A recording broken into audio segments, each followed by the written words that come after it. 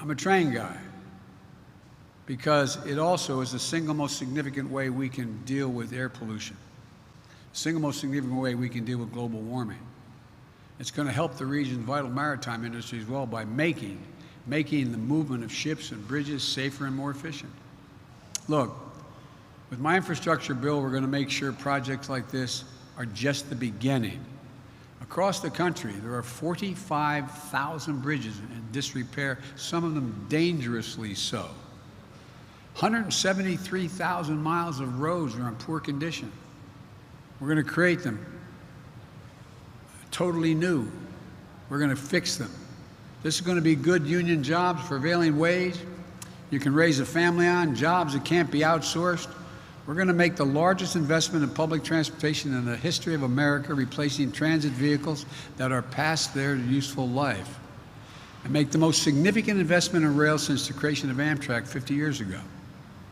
During peak periods when railroads are congested and rail carriers have more passengers, rail is up to 10 times more energy efficient than a person driving. 10 times. We have a huge opportunity here to provide fast, safe, reliable, and clean transportation in this country. Every study shows, I won't bore you with them all because I've been working on them my whole life. Every study shows if you can get from point A to point B faster on rail than you can drive your automobile, you take the rail. The Northeast Corridor, we're talking about a $30 billion investments in major projects like the Hudson River Gateway tunnels and the Portal Bridge, which it feeds into.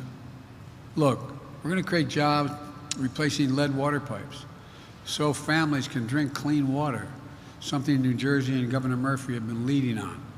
We're going to make sure high-speed internet is affordable and available everywhere in America, including in the nearly 1 in 3 New Jersey families that don't have the internet subscription.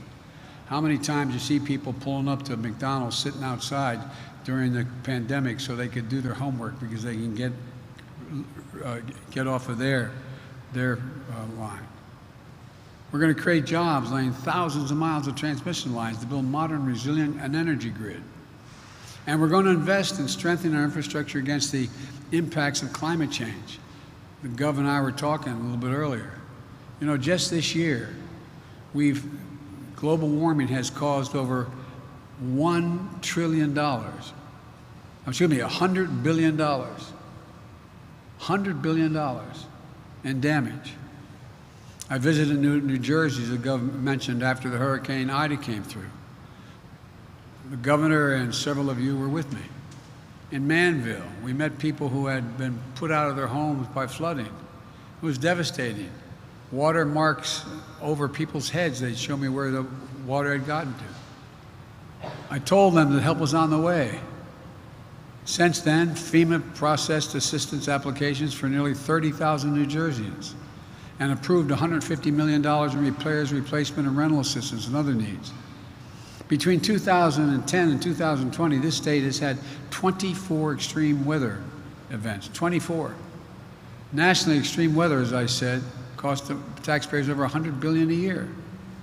Our plan is going to build our roads higher, our levees stronger, our power grids more durable, all to withstand the ever-increasing ferocity and intensity of extreme weather. And with my Build Back Better plans, we're going to address the root cause of ever-increasing extreme weather and destruction, the climate crisis. We have a climate crisis. I've flown all over this nation this year in helicopters, going from Lake Mead. You know, more land, Gov, has been burned to the ground in the West, to the ground, forest homes, than the entire state of New Jersey. From all the way down to Cape May, all the way up to the Hudson. That's how much is burned to the ground. My infrastructure bill is always part of Americans' work on long overdue national environmental cleanups, like cleaning up Passaic River, the nation's most expensive Superfund site. We're going to invest $42 billion in modernizing and electrifying our ports and airports like the Port of New York and New Jersey, Newark Liberty International Airport, reducing congestion and emissions and creating thousands more good-paying union jobs. This is going to help us meet the moment of the climate crisis in a way that creates good jobs, makes us more economically competitive, and we can breathe.